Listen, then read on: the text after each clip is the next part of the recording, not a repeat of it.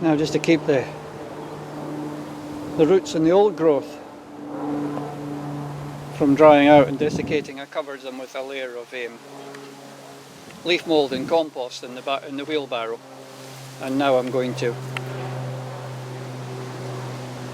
pot them up. So I've got here a bucket with a mixture of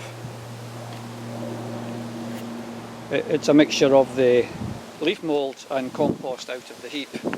So that's what's in the one bucket, in the one pot, and I'm just going to pot some of these up now. So we'll take out a layer of it. You can see it's a mixture of compost and leaf mould. Straight off the heap, there's rocks and all sorts in it, so I'll put a layer into the bottom, and then I'm going to grab some of these. Just put down and get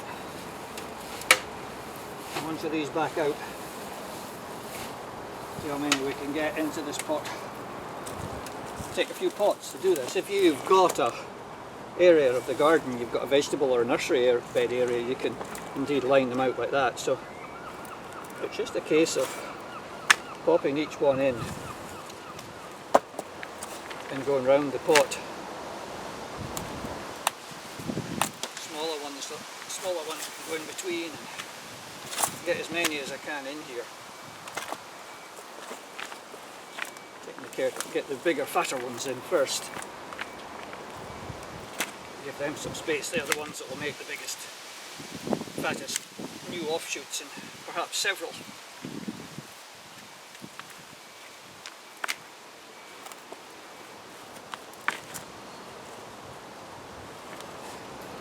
So we just work away.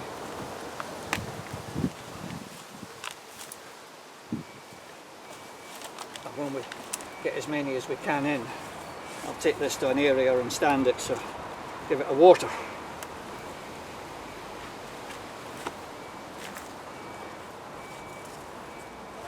Get a few more big ones, I think. Reach out. Yep.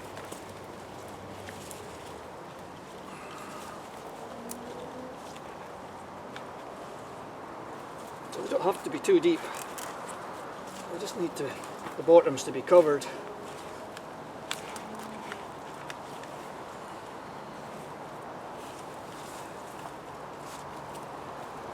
An old label. So we'll get them all in.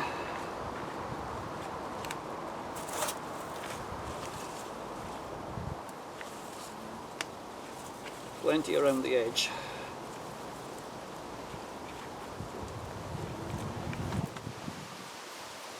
Notice I'm not throwing any more compost in, I've got that on now, so I'm just setting these around the middle, and then we'll be able to just top off the pot.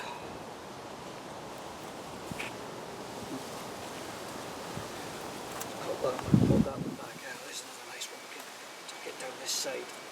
So that's sort of it. So I think I'm going to call that a pot. Just shake and bang, and it doesn't look pretty, but it doesn't have to, because this growth is going to die back. This one that didn't get in.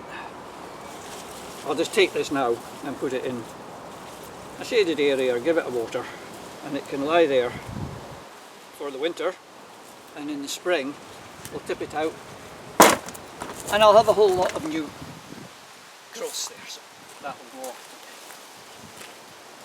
Shaded area.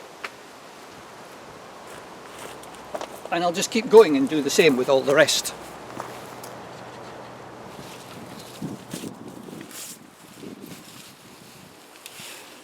Well, later in last year, around August or sometime, I showed you me lifting and dividing the Dactylorhizas,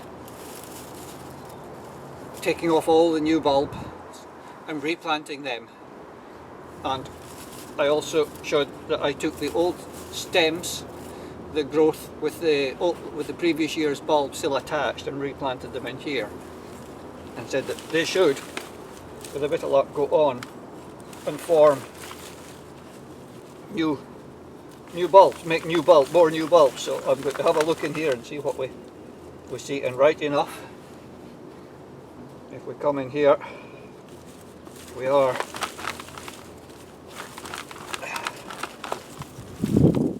stems, which have now all rotted. And here, look, all the lovely new, all mass of nice new bulbs. There's a lot there, but I'll just do a few at the moment to bring in and show you here. You can see how these are lovely series of new bulbs. These can now get potted, and I could in fact have left them in that pot, but I wanted to see what's going on down there.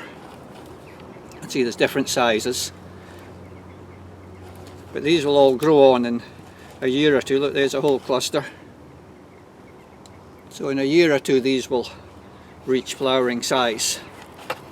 So out of those dead stems, apparently dead stems that were wasted, we've turned out a whole lot of new plants. And sort of all there you go. That's dried, how you propagate up your husky stems that are now all the remains of the old stems can now go to the compost. And what I've got out of that, none of these I would have got if we'd thrown those out or hadn't split. These wouldn't have grown. They would have been suppressed by the dominant buds. So all those new little orchids that we're going to have are all nature's free gift to the gardeners if you just want to do that little bit of work.